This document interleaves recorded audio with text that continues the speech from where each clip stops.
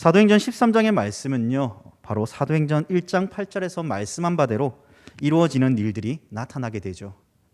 그것은 다름 아닌 예수님께서 제자들에게 명령하신 예루살렘과 온 유대와 사마리아와 땅끝까지 이르러 내 증인이 되라는 지상 명령이 이루어지고 있음을 우리는 보게 됩니다.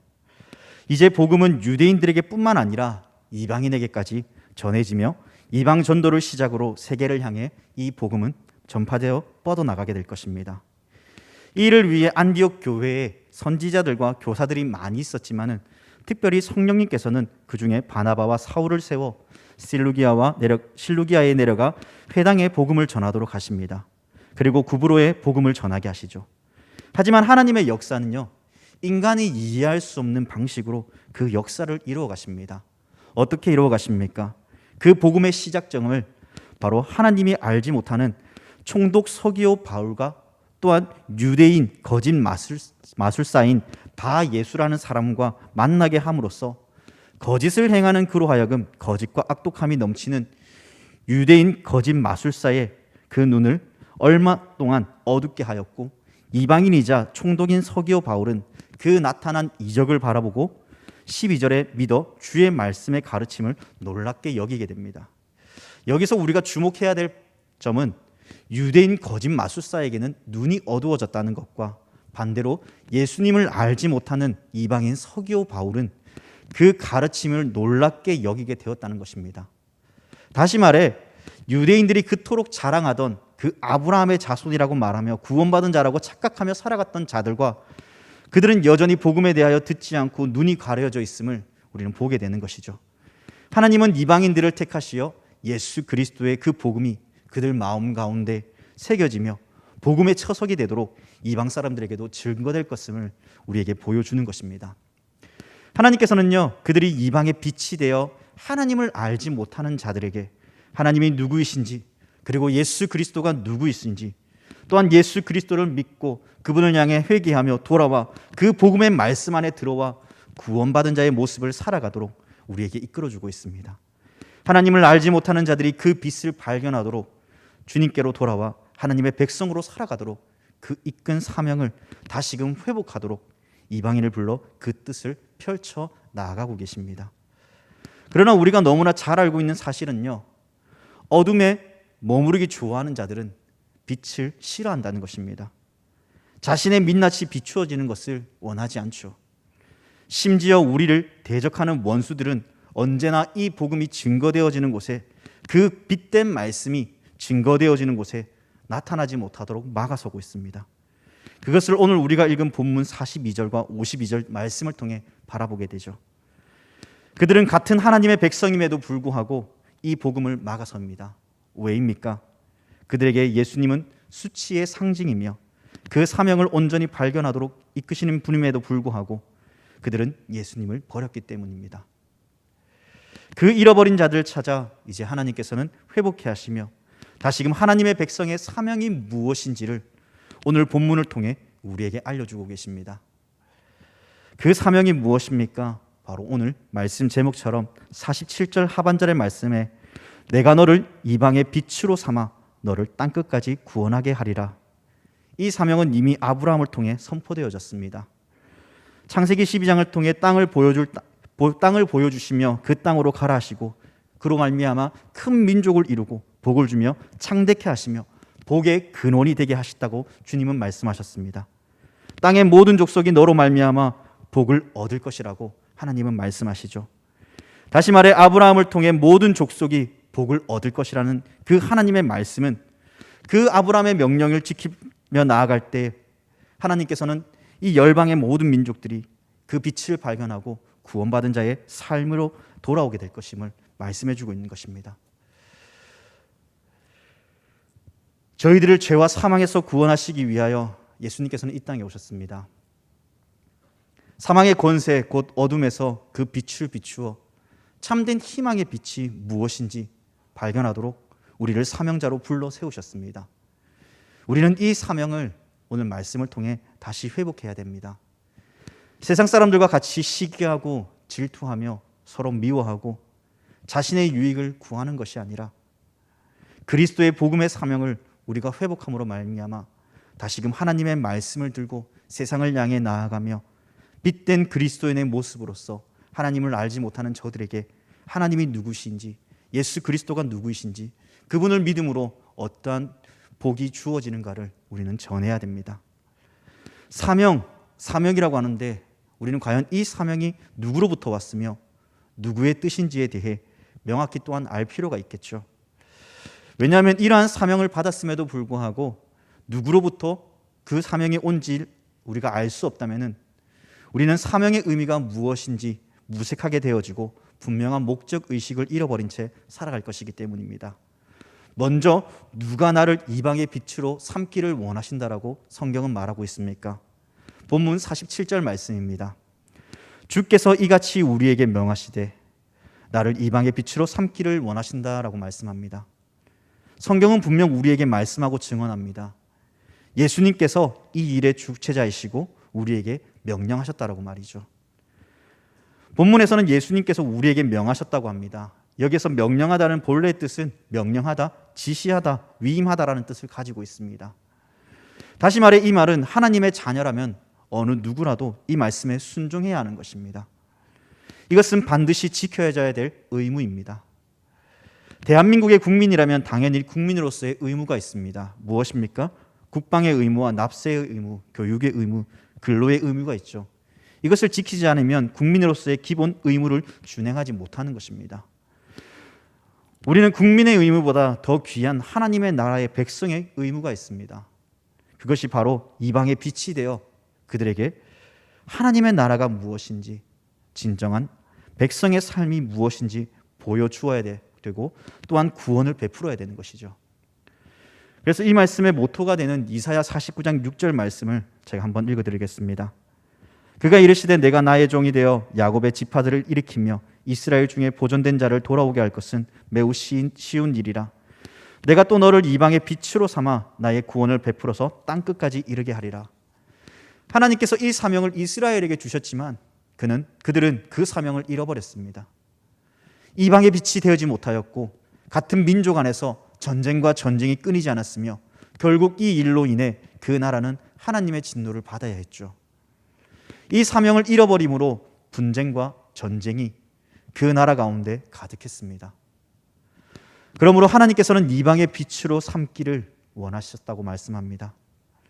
그 사명이 회복되어지고 다시금 이 땅 가운데 하나님 나라의 백성의 삶이 무엇인가를 저들에게 빛으로 나타내기를 원하고 계십니다. 그러면 하나님께서 우리를 이방의 빛으로 부르신 그 목적은 무엇이겠습니까? 빛은 생명력을 함의하고 있죠. 반대로 어둠은 주로 사망과 밀접한 관계가 있습니다. 빛은 생명을 발산하며 빛이 전해짐을 통하여 생명력이 솟게 되어집니다. 숲을 지나다 보면요, 나무들을 보게 되고 그 나무 위로 가지가 펼쳐져 있는 모습들을 여러분들은 보셨을 것입니다. 숲이 울창하게 뒤접혀진 그곳을 지나갈 때마다 내 머리 위로 뻗어 있는 그 가지 가운데 한쪽으로만 이상하게 길게 뻗쳐져 있는 그 나뭇가지들을 여러분 보신 적이 있을 것입니다. 한쪽으로만 그렇게 길게 뻗어져 있는 이유가 무엇이겠습니까? 바로 태양의 그 빛을 영양분으로 삼아 그것을 줄기와 뿌리에 영양분을 공급하여 빛의 양분을 통해 생명이 자라가도록 그렇게 길게 뻗어 나가는 것이죠. 빛의 또 다른 예를 든다면 많은 사람들이 해당되지는 않겠지만요, 주로 사무실에서 일하는 사람들에게 고질적인 문제가 하나 있다면 바로 비타민 D의 부족일 것입니다. 거의 사무실에 앉아서 햇볕을 볼 여유가 그렇지 많지 않기 때문에 많은 사람들이 비타민 D를 섭취해야 되는 경우가 많이 나타나고 있습니다. 비타민 D의 섭취를 통해 우리 몸에 일시적으로 부족한 영양소가 채워지게 됩니다. 그만큼 빛은 우리에게 생명의 활력을 불어넣어 줍니다. 복음도 마찬가지입니다. 하나님을 알지 못하는 저들에게 빛의 복음이 전해짐을 통해 저들의 심령을 솟게 해야 됩니다. 하나님의 말씀이 저들에게 비춰짐을 통하여 어둠의 권세, 즉 사망의 권세에서 벗어나 빛의 자리로 나와 영원한 구원의 기쁨을 저들에게 전해야 되는 것입니다. 그래서 성경은 우리를 이 땅의 빛으로 부르신 그 목적을 분명하게 이야기하고 있습니다.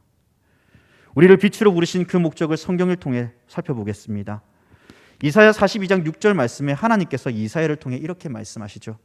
나 여호와가 의로 너를 불렀은즉 내가 내 손을 잡아 너를 보호하며 너를 세워 백성의 언약과 이방의 빛이 되게 하리니. 여호와께서 이사야를 부르실 때에 하나님께서 그 부르심에 합당한 자를 세워 그를 이방의 빛으로 세우시는 데 있어서 생기는 어려움 속에서도 이사야를 보호하시며 어둠 속에 있는 자들을 구원하시겠다는 그 의미로 우리는 바라볼 수 있죠. 왜냐하면 7절 이후에 눈먼 자들의 눈을 밝히고 갇힌 자들이 감옥에서 이끌어내며 흑암에 있는 자들을 감방에서 나오게 하리라고 하나님께서는 말씀하셨기 때문입니다. 다시 말해 사망의 권세에 있는 그 죽음에 놓여 있는 자들을 향해 하나님께서는 이방의 빛을 삼아 하나님의 말씀이 그들에게 전해짐을 통하여 빛이 그들 가운데 나타남으로 그들에게 구원의 빛을 비추어 주시겠다라고 말씀하셨기 때문입니다. 또한 이 사실을 구체적으로 이사야 49장 6절에서 한 번 더 말씀하십니다. 그가 이르시되 내가 나의 종이 되어 야곱의 지파들을 일으키며 이스라엘 중에 보존된 자를 돌아오게 할 것은 매우 쉬운 일이라. 내가 또 너를 이방의 빛으로 삼아 나의 구원을 베풀어서 땅끝까지 이르게 하리라. 하나님께서는 이사야를 이방의 빛으로 삼아 하나님의 구원을 베풀어 땅끝까지 이르겠다라고 말씀하십니다. 그리고 이 사실을 사도행전 오늘 13장 47절을 통해 이제 이 복음이 땅끝까지 향하시도록 하게 하십니다. 누구를 통해서입니까? 누구를 통해서 이 이방의 빛을, 이 빛을 이방인에게 전하게 하신다고 말씀하십니까? 바로 저와 여러분들을 통해서 말입니다. 이방의 빛으로 삼아 저들에게 빛을 비추어 어둠에 빛을 밝혀 저들이 하나님께로 돌아오는 그 일들이 그 예수 그리스도의 이름으로 비추게 하도록, 그 빛을 발견하도록 우리를 불러 세우셨습니다. 그리고 저들에게 사망에서 생명으로 돌아오도록 우리를 이끌어 주실 것입니다. 사망에서 생명으로 그 빛을 비추도록 하게 하는 그 참된 뜻을 조금 더 명확하게 보기 위해 베드로전서 2장 9절 말씀을 함께 보도록 하겠습니다. 제가 읽어드리도록 하겠습니다. 그러나 너희는 택하신 족속이요 왕같은 제사장들이요 거룩한 나라요 그의 소유가 된 백성이니 이는 너희를 어두운 데서 불러내어 그의 기이한 빛에 들어가게 하신 이의 아름다운 덕을 선포하게 하려 하심이라. 이어서 12절은 이렇게 말씀합니다. 너희가 이방인 중에서 행실을 선하게 가져 너희를 악행하다고 비방하는 자들로 하여금 너희 선한 일을 보고 오시는 날에 하나님께 영광을 돌리게 하려 함이라. 그리스도인은 누구인가라는 책에 보면요, 이 본문을 가지고 특별히 빛에 대하여 이렇게 이야기합니다. 그리스도인이 구원에 어울리는 삶을 살아가도록 우리를 부르셨다라고 말이죠. 그 삶을 통해 하나님의 뜻을 발견하며 이전에 우리도 어둠에 있었던 때를 기억하며 어두움에 거주하는 저들에게 빛된 자의 삶이 무엇인지, 그 빛된 자의 삶이 얼마나 기쁘고 주님 안에서 얼마나 자유함을 누리는지 세상 가운데 나타내며 어둠에 거하는 저들에게 그 빛을 나타내어 그 빛 안에 거하도록 이끄는 삶이 우리에게 주어졌다라고 이야기합니다.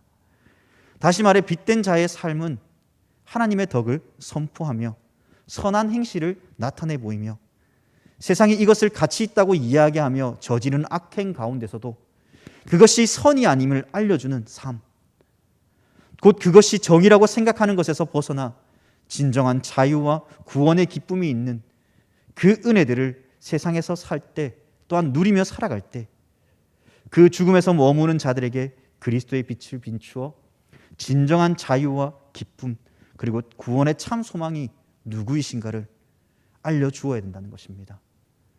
그분을 믿음으로 우리에게 주어지는 삶이 우리에게 얼마나 복인가를, 그리고 그 은혜가 얼마나 기쁜가를 알려주어야 된다는 것입니다. 그래서 하나님의 덕을 선포해야 된다고 이야기합니다. 여기서 하나님의 덕이 무엇이겠습니까? 바로 예수 그리스도가 누구이신지를 알려주는 것입니다. 그러면 주님께서 우리를 세상의 빛으로 삼으신 두 번째 이유는 바로 나로 하여금 땅끝까지 구원을 이루게 하기 위함이시라고 말씀합니다. 그런데 우리는 이러한 질문을 던질 수 있지 않을까 생각합니다. 뭐냐면요, 땅끝까지 구원을 이루게 하시는데 왜 굳이 하나님께서 직접 하시지 않고 부족한 우리를 통해 구원을 이루기 원하실까입니다. 하나님의 구원 사역과 관련하여서요, 하나님께서는 당신의 백성들을 통해 일하고자 하십니다. 창세기 6장 말씀에 보면 사람이 땅 위에 번성하기 시작할 그때에 그들에게서 딸들이 나며 하나님의 아들들이 사람의 딸들의 아름다움을 보고 자기들이 좋아하는 여자를 아내로 삼아 마침내 사람의 죄악이 세상에 가득하고 그의 마음을 생각하는 모든 계획들이 항상 악할 뿐임을 하나님께서는 보셨습니다. 이 시대에 노아를 선택해 구원하시고자 하는 하나님의 은혜로 말미암아 그 백성들을 구원하셨습니다. 그 구원의 도구가 무엇이었습니까? 방주였습니다. 방주를 통해 하나님이 명령하신 그 말씀 가운데 순종함으로 배를 만들고 마침내 홍수가 이 땅에 내림으로 그 가족은 구원을 받게 되죠. 출애굽기의 말씀을 통해서도 마찬가지입니다. 애굽에서 이스라엘을 구원하실 때 모세를 선택하시고 부르시어 그 백성을 구원하시며 홍해를 건너가게 하십니다. 하나님께서는 직접 모든 일을 주관하시고 간섭하시어 모든 것을 통치하며 다스릴 수 있으시지만 그럼에도 노아나 모세, 수많은 성경의 인물들을 통해 오늘날 저와 여러분들을 선택하기까지 누가 참 하나님이신지 누가 참 구원자이신지를 저와 여러분들을 통해 나타내기를 원하신다는 겁니다. 하지만 이 빛된 자의 삶을 살아가는 데 있어서 세상과 나의 주위의 환경은 녹록하지만은 않죠. 나에게 넘지 못할 것 같은 위협과 공포를 가져다 주기도 합니다. 누가복음 2장 32절 말씀에 예수님께서 탄생하실 때 시므온이 아기를 안고 이런 고백을 하죠. 이방을 비추는 빛이요 주의 백성 이스라엘의 영광이니이다 하니, 그러므로 예수님께서 이방을 비추는 빛이시며 주의 백성에게 영광은 되시는 분이라고 시므온은 영광스럽게 하나님을 찬양합니다. 하지만 빛된 자의 삶을 살아내고자 하시며 하나님의 나라와 복음을 전할 그때 예수님께서는 그 빛을 전하고자 하셨지만은 유대인과 바리새인과 사두개인들의 반응은 어떠했습니까? 심지어 예수님을 가장 잘 알 것 같았던 예수님의 형제들조차 예수님에 대한 반응도 미심쩍은 반응으로 대처하였습니다. 사람은 뭔가 앞서 나가려 할 때 자신을 믿어주지 못하고 사람들로부터 인정받지 못할 때 자책감에 빠집니다. 그리고 다른 이들의 반대와 막막함에 좌절하고 넘어집니다. 예수님은 그러한 상황 가운데 있었지만 결코 빛 되신 자로서 말씀의 복음을, 하나님의 나라와 영광을 포기치 아니하시고 전하셨습니다. 수많은 사람들의 반대에도 불구하고 예수님께서 십자가를 지시는 그 순간까지도 그 죽음을 아셨음에도 불구하고 그 빛을 포기치 아니하시고 전하셨습니다. 오늘 본문에서도 사울과 바나바 또한 회당에서 예수의 복음을 전하였다라고 말합니다. 그런데 많은 이들의 반응이 어떠했습니까? 그 말씀이 전해지자 많은 이들이 바울과 바나바를 따르며 그 말씀을 믿기 시작할 때 어떠한 일들이 나타납니까? 50절 말씀에 이에 유대인들이 경건한 귀부인들과 그 신의 유력자들을 선동하여 바울과 바나바를 박해하게 하여 그 지역에서 쫓아내었다라고 말합니다. 다시 말해 빛이 들어옴에 그 빛을 감추고자 자신의 안위와 자신의 권위가 무너져가는 것을 견딜 수 없었던 유대인들은 하나님의 복음을 전하고자 하는 진정한 의미에서 그들의 구원의 참된 의미를 발견하지 못한 채 자신의 안위만 생각하였고 진정한 하나님의 나라의 그 백성으로서의 삶의 모습은 잃어버린 채 그들은 살아내지 못하였습니다. 빛은 우리의 모든 어두운 면을 밝히게 하며 우리가 감추고자 하는 그 모든 것들을 드러내고자 합니다. 그 빛이 나에게 다가올 때 우리는 회개하며 돌이키고 다시 하나님의 말씀 안에 거해야 되는 것이죠. 하나님께서는 우리에게 말씀을 주신 것은 바로 그 빛을 발견하여 잘못된 것을 회개하며 돌이키고 하나님의 백성으로서의 온전한 삶을 살아가도록 우리를 이끄시는 것입니다. 그리고 그 빛을 본 자들에게 진정한 구원의 기쁨이 무엇인가를 깨달아 알아가고 나아가도록 우리를 사용하고자 하십니다. 지금도 하나님의 일하심은, 하나님의 역사는 멈추지 않고 계속 일하고 계십니다. 이 복음을 들고 전하는 곳마다 하나님의 놀라운 변화의 현장과 기적의 현장을 선교의 곳곳에 나타나고 계십니다. 무엇보다 지금 하나님의 말씀을 통해 각 사람을 변화시키고 그 말씀을 통해 자복하고 통회하며 하나님께로 돌아오는 일들을 성령 하나님을 통해 나타내고 계십니다. 다시 말해 하나님의 말씀이 증거되어지는 그곳에 하나님의 놀라운 기적과 그 변화가 일어나는 것입니다. 성령 하나님을 통해서 말이죠. 그러한 일들을 하나님께서는 일으키고자 하십니다. 누구를 통해서요? 바로 저와 여러분 모두를 통해서 말입니다. 소요리 문답 1문에 보면 제일 첫 질문이 무엇입니까? 사람의 제일 된 목적입니다. 그 목적이 무엇이라고 답하고 있습니까? 사람의 제일 된 목적은 하나님을 영화롭게 하고 영원토록 그분을 즐거워하는 것이라고 말합니다. 이 내용 전체를 다 말할 수 없지만 분명한 것은 우리의 삶의 목적이 나를 위한 것이 아니라 하나님의 영광을 드러내는 것입니다.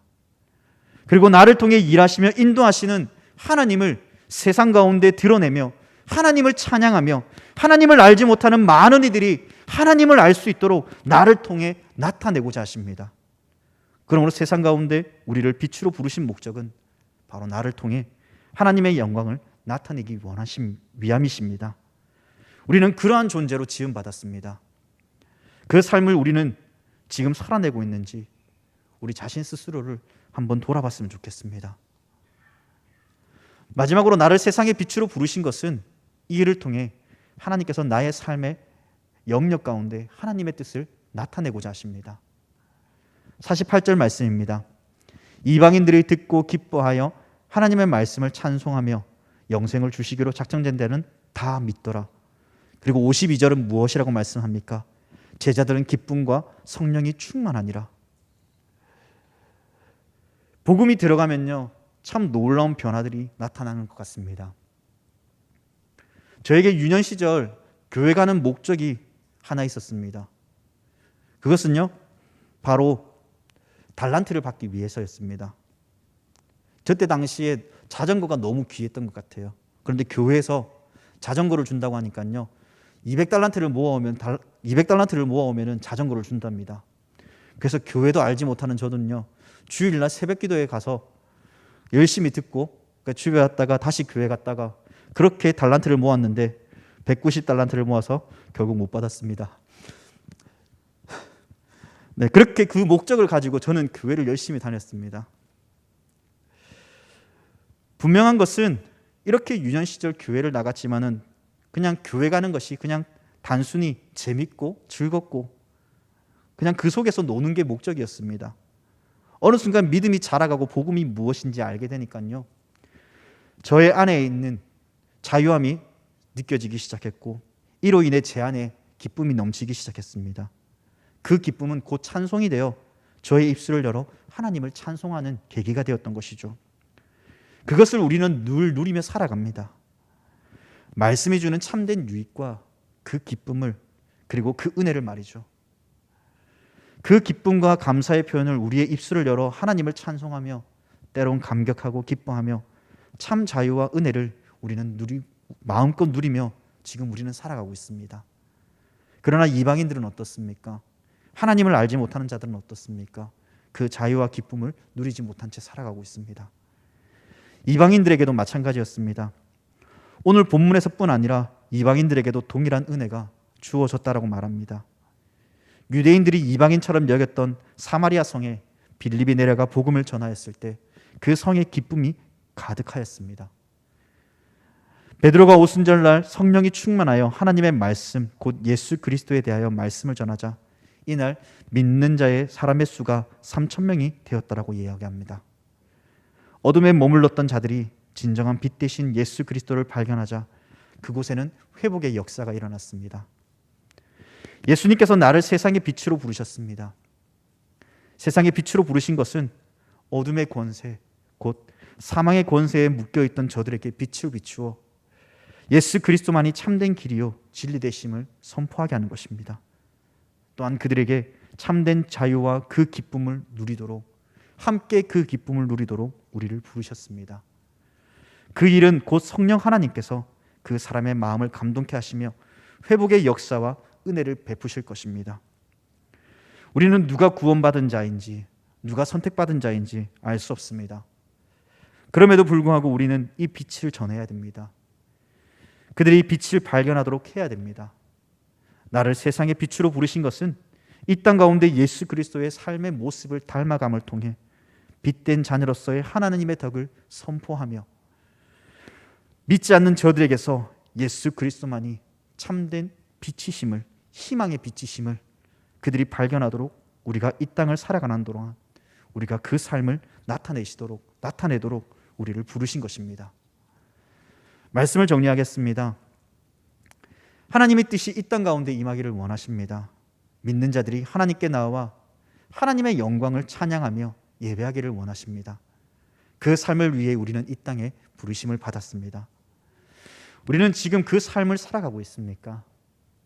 다른 어떤 것에 우리의 목적을 두며 그 뜻을 내가 마치 이루어 가고자 하는 삶이 우리 가운데 나타나서는 안 됩니다. 하나님께서 우리를 빛으로 부르신 것은 이 땅에 믿지 않는 저들에게 하나님의 살아계심을 증거하는 것입니다. 하나님의 영광을 드러내어 마침내 이 땅 가운데 하나님의 놀라운 은혜가 임하길 기대하며 믿지 않는 저들이 살아계신 하나님을 바라보며 아버지의 품으로 들어와 함께 구원의 기쁨을 찬양토록 하게 하시는 것입니다. 그러므로 우리는 세상의 가치나 그리고 세상의 기준이 나를 지배하게 해서는 안 됩니다. 교회에 들어와 진정한 목적을 잃어버린 채 방황하며 나가는 교회들이 되어서는 안 됩니다. 나는 빛의 사람으로 부름받은 자로서 어떠한 삶을 저와 여러분들은 살아가고 있습니까? 하나님의 영광을 위해 그 삶을 살아내고 있으십니까? 유대인들은 그 사실을 깨닫지 못했습니다. 먼저 부르심을 받았음에도 불구하고 그 사명을 그들은 잃어버렸습니다. 그 구원의 은혜가 저들에게 먼저 주어졌음에도 불구하고 그들은 살아내지 못한 것이죠. 오히려 자신의 이름과 영광이 드러내기를 원하였고 하나님의 영광을 온전히 드러내지 못하였습니다. 자신의 지위와 자신의 것을 지키기에 급급하며 결국 그들은 사도들이 전한 그 복음의 말씀을 외면하였습니다. 오늘날 현실에도 그리스도인이라고 외치지만 우리의 현실은 정작 유대인들과 같이 살아가고 있지는 않은지 돌아보기를 바랍니다. 오늘 이 말씀을 통해 다시금 이 땅에 빛으로 부름받은 그 목적과 삶을 회복하며 세상의 가치와 기준이 아닌 하나님의 말씀이 가치가 되며 기준이 되어 이 복음을 전하며 예수님께서 우리에게 명령하신 사도행전 1장 8절의 말씀을 땅끝까지 이르러 복음의 증인된 삶을 살아내는 빛된 증인의 삶을 살아내는 우리 대천교회 성도님들이 되기를 주님의 이름으로 간절히 부탁드립니다.